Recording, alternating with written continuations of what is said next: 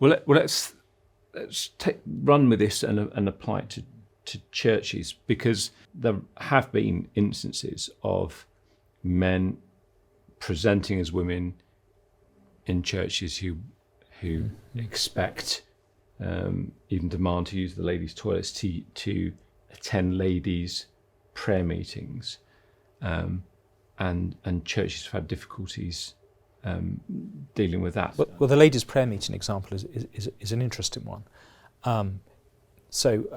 What is the purpose of a ladies' prayer meeting? It's to focus on the needs that ladies have, which may be different to the way one needs to respond to the needs of men. So a prayer meeting where the ladies can share particularly personal prayer requests. There may be some ladies who would be unhappy about praying publicly in front of men who are present.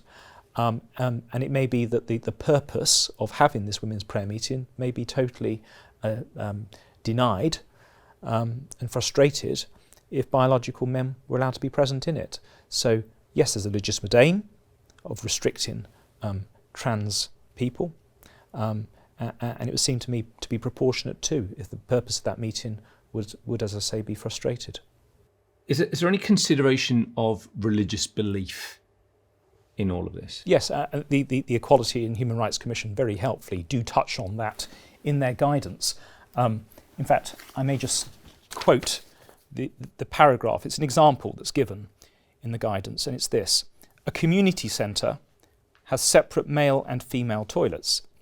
It conducts a survey in which some service users say that they would not use the centre if the toilets were open to members of the opposite biological sex for reasons of privacy and dignity or because of their religious belief. Mm-hmm.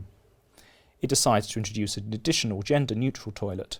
It puts up signs saying all users that they must use either the toilet for their biological sex or to use the gender-neutral toilet if they feel more comfortable doing so. So religion or belief, religious belief, is a factor which may be prayed in aid in justifying a restriction. Okay, and this example here, I've got the same text in front of me, is a community centre, so it's a non-religious environment. So, I mean, it takes on perhaps a greater significance then if you're talking about services that are provided by services in the widest sense, being provided by a church. Yes, so it's about the ultimate comfort of all service users, including the trans user. But as you say, in the context of a place of worship, religious sensibilities will be greater than you may find amongst a population who's using the local community centre for an event. So absolutely.